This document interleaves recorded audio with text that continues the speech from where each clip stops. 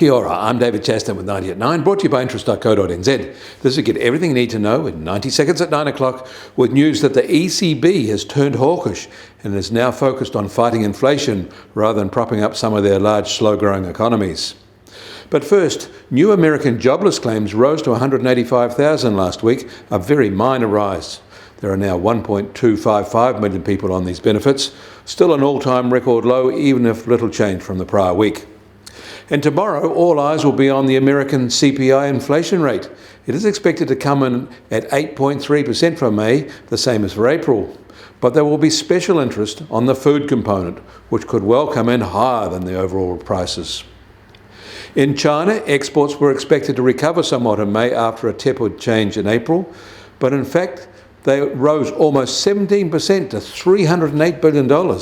That is their highest increase in shipments in 4 months and easily beat market forecasts. This may be positive for their exporters, but their general population is feeling very glum.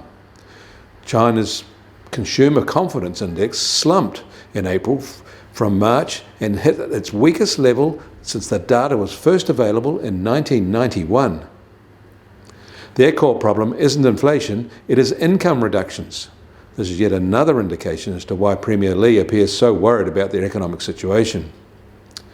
And Japanese machine tool orders rose strongly again in May, up almost 24% above the same month a year ago, and essentially maintaining their fast-paced rise.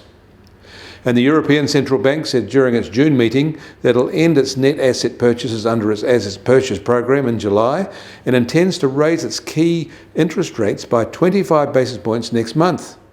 It'll be the first increase in borrowing costs in more than 10 years, as inflation in the euro area shows no sign of easing.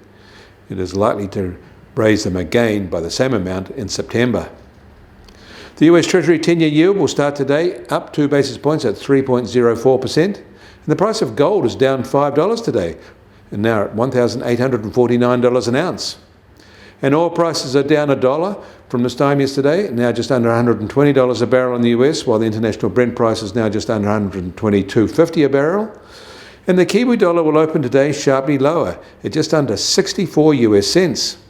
The daily retreat is the most since the pandemic shock on March 19, 2020.